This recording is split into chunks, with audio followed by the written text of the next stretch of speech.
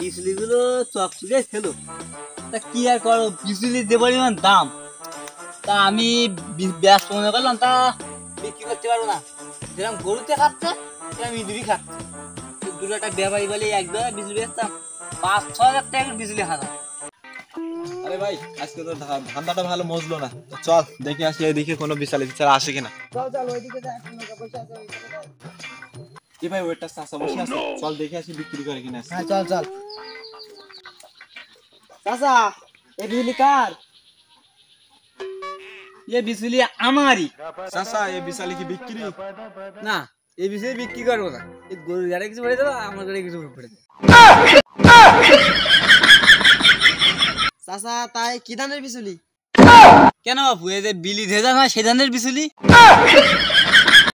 কিন্তু চাচা এই বিলি তো সব 51 ধানের চাষ। হ্যাঁ বাবু, তুমি ঠিক কথা বলেছো, কিন্তু চাচা আপনারে কি ধানের বিচুলি? ওই 51 ধানের বিচুলি আমাদের 2 ধানের বিচুলি। চাচা আপনি এই বিচুলি থাউকে দেবেন না হাজারে দেবেন? বাবু আমি হাজারও বুঝি না, থাউকও বুঝি না, আমি পিছি দেবো পিছি। ও চাচা, সে তো বুঝলাম, তা আপনি বিচুলি কত করে পিস নেবেন? বাবু তা আমি তো এবছর তো বহুত বিচুলি বেচেছি, তা মনে করেন যে প্রত্যেক বাবার কাছে 5 টাকা করে পিস দিছি।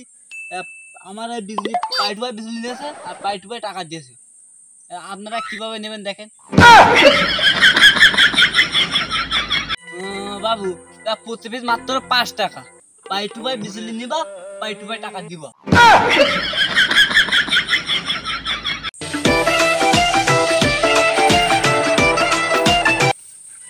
চাচা এই বিচুলিতে কি করতেছেন কেন? বাবু বুঝলে না, এই জায়গায় যে পরিমাণ বৃষ্টি হয়, বিশালি তো বিশালি, আমাদের বিশালি তোলে মাটিও থাকে না। চাচা সবই বুঝলাম, তা বৃষ্টি যদি হয় তা তোমার এই মাটি যায় কি করে?